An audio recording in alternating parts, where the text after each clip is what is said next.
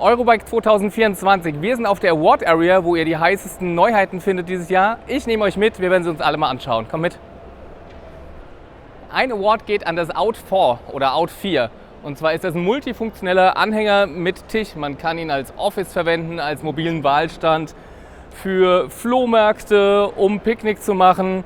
Der ist aus nachhaltigen Materialien gefertigt. Alles klappt sich wunderbar praktisch in einen Anhänger zusammen und er soll super easy zu nutzen sein.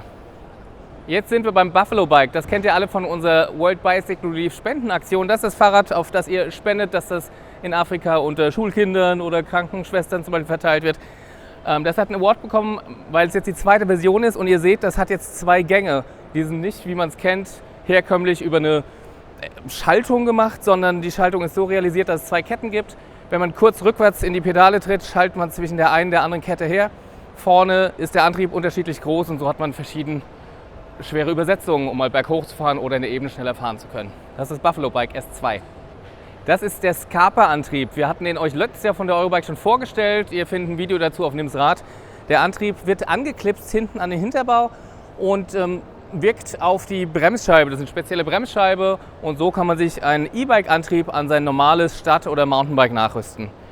Jetzt haben wir hier ein Kinderbike und zwar das LS Pro Flowmatic. Die Besonderheit an dem LS Pro Flowmatic von Puki ist, dass es eine Automatikschaltung hat. Es hat 2 Gänge und wenn es ein bisschen steiler wird, wird es für die Kids einfach einen leichteren Gang geschaltet, wenn es runter geht in einen schweren. Also eine Erleichterung und für mehr Spaß und mehr Flow für die Kids. Mobibikes heißt der nächste Gewinner. Mobibikes ist ein Mobilitätsanbieter. Sie bieten eine Lösung an, wo man die Vorteile von Free-Floating-Leihrädern mit stationären Leihrädern kombinieren kann. Man soll die Bikes ohne App ausleihen können und sie laden sich an den Stationen von selbst wieder auf. Mehr Infos gibt es auf der Seite von Mobi. Von der Firma Easy gibt es das Cab. Das Cab ist sowas wie der VW-Bus unter den Rädern für Familien.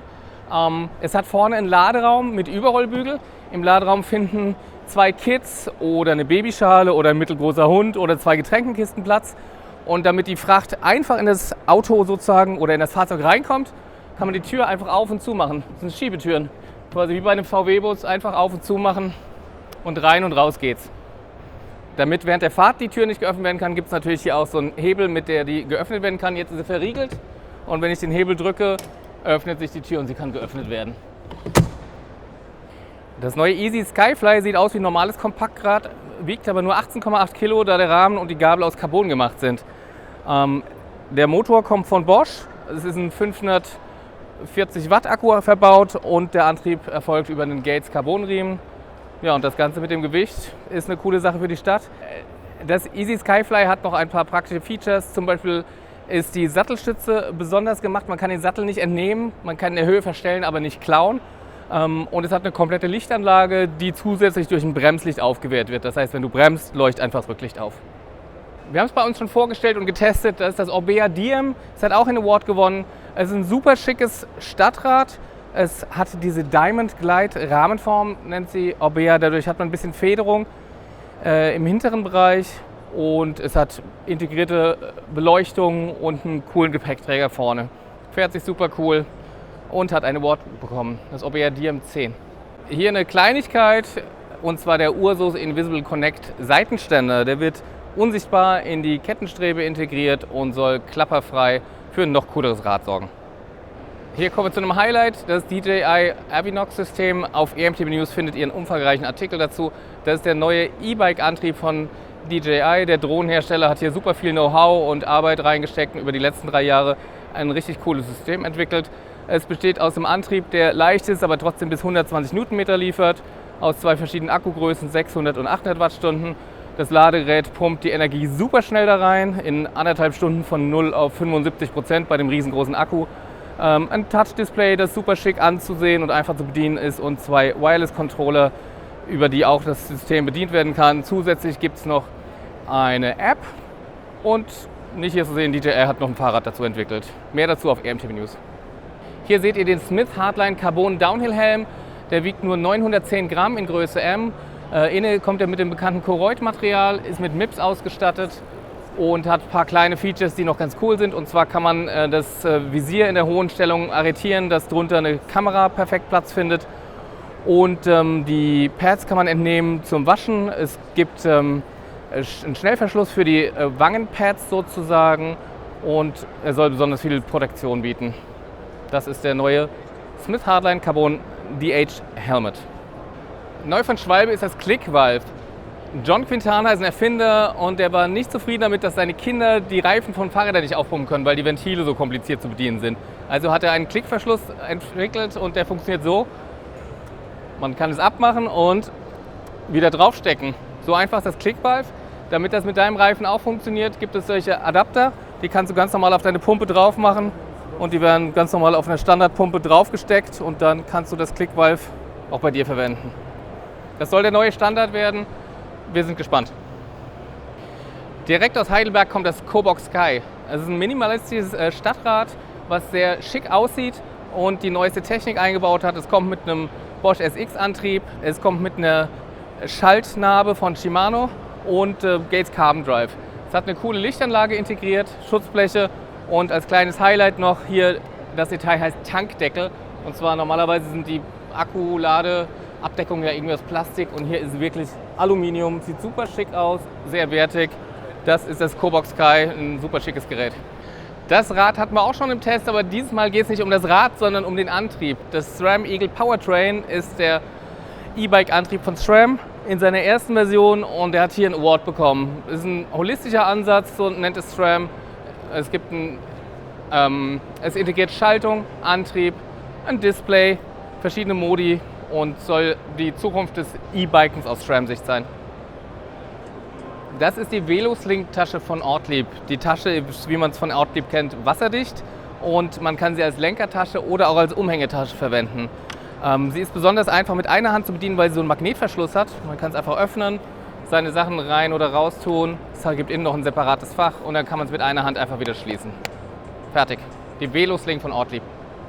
Der nächste Award geht nicht an ein Produkt, sondern an einen Service. Und zwar bietet die Deutsche Bahn in Kooperation mit Brompton den Faltrad-Abo-Service an. Für 41 € kann man ein Abo über ein Faltrad abschließen und das dann einfach beim Pendeln benutzen, mit in die Bahn nehmen, mit in den Bus nehmen. Das ist Brompton. Von Bosch hat die Range Control in der E-Bike Flow App einen Award gewonnen. Da kann man einstellen, dass man von A nach B fahren will und die App schaut, dass der Support so eingestellt ist, dass man auch am Ziel ankommt, nicht der Akku vorher leer ist. Speziell an E-Bike-Pendler wendet sich der Abus Hype E-Blaze. Das ist ein System bestehend aus Helm und Fernbedienung für den Lenker. Am Lenker kann man links und rechts blinken. Die Blinker sind in die Helmrückseite integriert. Es gibt noch ein Visier, das magnetisch befestigt wird und man kann hinten am Hinterkopf so ein Schiebedings hoch und runter schieben und damit die Belüftung regeln. Das soll praktisch sein im Winter, wenn es zu kalt wird, macht man zu und im Sommer kann man aufmachen. Wunderfix ist ein Service, den Nutzer brauchen, die keine Freunde haben, die Fahrräder reparieren können. So mache ich es immer, wenn was kaputt ist, frage ich einen meiner Freunde oder Kollegen, hey, kannst du gerade mal? Wunderfix ist ein Service, da rufst du an oder machst einen Videocall und jemand sagt dir per Video, hey, du musst an dieser Schraube drehen, du musst da drücken und hilft dir so, dein Fahrrad zu reparieren. Das heißt, du musst nicht in einen Shop gehen, brauchst keinen Termin, sondern rufst da an und man hilft dir, dein Rad zu reparieren. Wunderbar. Alle 8 Minuten wird ein Fahrrad in NRW geklaut und in Düsseldorf tut man jetzt was dagegen. Es gibt Fahrradquartiersgaragen, da kann man sich über die App einen Platz buchen und sein Fahrrad dann sicher parken. Die Nachfrage ist riesengroß und bis 2026 sollen 1000 wasserdichte, also wettergeschützte und sichere Parkplätze gebaut werden, mitten in den Wohngebieten, wo sie halt benötigt werden. Bike Matrix ist ein Service, der die Zusammenarbeit in der Industrie einfacher machen soll. Er bietet einen Kompatibilitätsservice an. Man kann nachschauen, ich habe das eine Teil und will das andere anbauen, passt das Ganze zusammen oder welche sind kompatibel und dann entsprechend bestellen. Bike Matrix ist online und verhindert Fehlbestellungen im weiteren Sinne. Hier sehen wir die Supernova Mini 3 Serie. Hier ist ein besonders innovatives Licht, was einen besonders breiten und hellen Strahl liefern soll. Es schaltet automatisch zwischen einer Art Tagfahrlicht und einem normalen Abblendlicht hin und her. Und man kann zusätzlich noch ein Fernlicht dazu schalten. Das normale Licht hat 500 Lumen und das Fernlicht hat 1000 Lumen.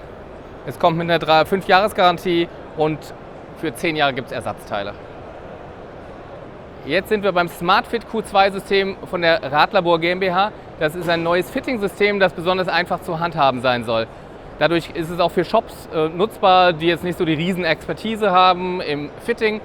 Dadurch kann man den Kunden möglichst schnell und einfach perfekt passende Fahrräder aussuchen oder die passende Größe raussuchen. Dieses Ding wird dem Kunden zwischen die Beine geklemmt, es wird runtergedrückt und dann hat man so eine Art QR-Code da unten drauf. Es ist in dem Ding eine Kamera direkt integriert, wie man hier sieht. Und das System erkennt dann die verschiedenen Punkte und macht so eine Art, ihr kennt ja diese Strichmännchen, die man aus so AI-Geschichten kennt, wo die Gelenke markiert werden. Das wird hier dargestellt, danach hat man seine perfekten Abmessungen für Oberrohrlänge, für Höhe etc. Das ist SmartFit Q2. Von Circular Logistics kommt diese Fahrradbox. Die Besonderheit dabei ist, dass sie wiederverwertbar ist und dadurch eine ganze Menge Müll reduziert. Wenn ihr euch vorstellt, wie viele Fahrräder an die Shops gesendet werden, die Pappe ist komplett Müll. Diese Box wird wiederverwendet und die Fahrradhersteller kaufen die nicht, sondern zahlen per Benutzung. Das heißt, sie haben so ein Pay-per-Use-Modell. Wenn sie es x-mal benutzen, zahlen sie nur für die Nutzung sozusagen. Die Boxen sind faltbar und können nach Benutzung wieder an Circular Logistics zurückgehen, der sie dann bei Bedarf wieder an den nächsten Fahrradhersteller weitergibt. So entsteht ein Kreislauf und weniger Müll wird produziert. Das ist das Lux Cycle. Es soll besonders nachhaltig und multifunktionell einsetzbar sein. Man kann sich entscheiden, ob man es mit Antrieb fahren will, ohne. Man kann entscheiden, ob man einen Gepäckträger haben will oder einen Kindersitz. Das ist das Lux Cycle. Hier haben wir was ganz Praktisches, und zwar das Pick-up-Pack 2.0. Ihr kennt vielleicht das Problem, wenn ihr ein Paket für eine Retoure abgeben wollt bei der Post. Es ist kompliziert, auf dem Fahrrad zu tragen. Hier hat man jetzt quasi einen Rucksack ohne Rucksack, sondern nur mit einem Strap. Man schlüpft hier rein, kann vorne das Paket festmachen. Das Pick-up-Pack nimmt Sachen bis zu 1,80 Meter an Umfang. Das heißt, man kann schon mit ganz schön großen Oschis auf dem Rücken durch die Stadt fahren. Aus der Kategorie Komponenten hat die TRP Vista einen Award gewonnen. Und zwar ist das eine Kombination aus der Classified-Narbe im Hinterrad und einer normalen Kettenschaltung. In dem Fall wird die Kettenschaltung elektronisch angesteuert durch die Luft über Funk. Die Trigger seht ihr am Lenker vorne. Die sind so zu betätigen, wie man sich es vorstellen würde. Und die Trigger steuern dann sowohl die Narbe als auch die Kettenschaltung an. Für die Abfahrt haben wir hier von Ian einen neuen Jersey. Er heißt Gridson Scrub Select Jersey. Ich weiß nicht, was es heißen soll. Heißt es Grid? Ich komme nicht drauf. Ich weiß nicht, wie es heißen soll. Auf alle Fälle ist es ein 3D-Print, wo das Material dann diese Form bekommt. Da sind Laser noch kleine Mini-Löchlein reingemacht für Belüftung. Und es gibt noch ein integriertes Goggeltuch hinten auf der Rückseite von dem Gridson Scrub Select Jersey von Ian. Ein weiteres Highlight ist die SRAM Red Access Gruppe. Ihr findet einen Test dazu auf Rennrad News. Eine komplett neue elektronische Gruppe mit dem neuesten und besten, was SRAM zu bieten hat. Sie wiegt insgesamt unter 2,5 Kilo und spart gegenüber der Vorgängerversion 150 Gramm. Man kann drahtlos schalten. Das alles geht sehr zuverlässig und schnell vonstatten. Wir sind jetzt beim Ladelux. Ich simuliere hier ein Nabendynamo und der Ladelux ist diese Lampe, wo aber eine Ladeelektronik integriert ist, dass man ein Smartphone oder ein Navigerät aufladen kann. Es ist auch ein kleiner Pufferakku noch in der Lampe drin. Das heißt, wenn ich aufhöre zu drehen, leuchtet je nachdem, wie lange ich vorher gefahren bin, noch eine ganze Weile nach. Ihr seht, es leuchtet noch und das Gerät lädt weiter. Das ist das Ladelux von Wilfried Schmidt Maschinenbau. Wilfried Schmidt Maschinenbau stellen auch den Sonnen-Nabendynamo her, daher kennt ihr die Firma. Der Verde Kineticor Helm von Lasersport hat einen Fokus auf Nachhaltigkeit. Er wird zu mindestens 70% aus Recyclingmaterial hergestellt, wie zum Beispiel CDs. Und er besteht aus möglichst wenigen Materialien. Ich weiß nicht, ob es jetzt 2, 3 oder 4 sind, damit man ihn gut trennen und danach recyceln kann. Das ist das Tern Orox. Es ist ein ganz schönes Monstrum. Es hat einen Award gewonnen und es ist eine Kombination aus Lastenrad, das heißt ein Longtail. Man kann hinten Passagier oder Ladung drauf tun. Es hat super fette Reifen und Packtaschenbefestigungsmöglichkeiten überall, gepaart mit einem Bosch CX-Antrieb. Es ist also gedacht für, wenn man pendelt und es im Prinzip keine Straßen gibt oder wenn man irgendwelche wilden Übernachtgeschichten am Wochenende vorhat in Gegenden, wo auch das Terrain eher schwierig ist, ist das Tern Orox die beste Wahl. In der Welt der kompakten Lastenräder gibt es jetzt das Carry Vario von Riese und Müller. Es ist relativ kompakt, deswegen kann man es relativ einfach parken. Und Nachhaltigkeit war ein wichtiges Thema. Der Rahmen besteht aus 80% Recycling-Aluminium und bei den Materialien wurde auf Reparierbarkeit geachtet. Das ist das Quick Rack XL von Ortlieb. Ein super praktischer Gepäckträger, den kann man an die Hinterradachse oder auch an Ösen einfach dran klipsen und mit dieser Verbindung hier am Sattel befestigen. Das heißt, man kann zum Pendeln das Ding dran machen. Wenn man am Wochenende sportlich fahren will oder richtig Mountainbiken gehen will, macht man das mit einem Handgriff ab und hat einfach ein cleanes Fahrrad. Das ist das Rico Urban von Advanced Bikes. Die Besonderheit hier ist der Rahmen, und zwar der Rahmen wird aus Recyclingmaterial aus der Automobilindustrie und aus hochwertigen Kunststoffteilen im Spritzgussverfahren hergestellt und dann kombiniert mit einem Bosch SX-Antrieb und einem Gates Carbon-Antrieb. Sieht aus wie ein normales Laufrad, ist aber ein Laufrad mit Nabendynamo. Schaut mal, wie klein die mittlerweile geworden sind. Der Nabendynamo soll schon ab niedrigen Geschwindigkeiten genug Energie liefern und er hat als besonderes Gimmick hier einen Koaxialanschluss, dass man nicht die Kabel irgendwie außen hässlich dran fummeln muss. Es kommt von Sonn, das heißt Sonn 29S. Das ist das Möwe Avian. Es ist ein sehr schickes Fahrrad erstmal und wenn man genauer hinschaut, erkennt man, okay, das Material ist besonders, es ist nämlich Titan. Es besteht aus 3D gedruckten Titanteilen, die zusammengefügt werden mit Titanrohren und daraus ergibt sich dieses schicke Bike. Es wird angetrieben von einem Mahle X20 Nabenmotor im Heck und ja, ich habe schon zweimal gesagt, es ist einfach ein sehr schickes Fahrrad. Hier seht ihr ein schickes Rad von Cargo, das haben wir bei uns schon öfters vorgestellt. Darum geht es aber nicht, sondern es geht um das Integral Braking System von Magura, was man zusammen mit Cargo entwickelt hat. Ihr könnt es hier unten sehen, in so einem Ausschnitt. Das ist normalerweise wahrscheinlich zu. Und man kann es spüren, aber schlecht sehen, wenn man die Bremsgriffe zieht. Und zwar, die sind irgendwie gekoppelt über dieses System da unten. Das System soll bewirken, dass man nicht nur mit einer Bremse bremst. Das heißt, die sind gekoppelt, die Bremsen, und sollen besonders unerfahrenen Fahrern ermöglichen, immer beide Bremsen zu nutzen. Magura sagt, dass man dadurch 40% des Bremsweges einspart und es soll für mehr Sicherheit sorgen. Der Pure Electric Advanced Flex E-Scooter ist der erste E-Scooter heute bei den Awards und er soll besonders kompakt sein. Man kann die Seitentritte so hochklappen und man kann ihn in der Mitte falten, um ihn dadurch besonders kompakt aufzubewahren oder in der Bahn mitzunehmen zum Beispiel. Den Lenker kann man auch noch nach unten fahren und man kann natürlich die Griffe auch noch abklappen und dann wird das Ganze sehr klein.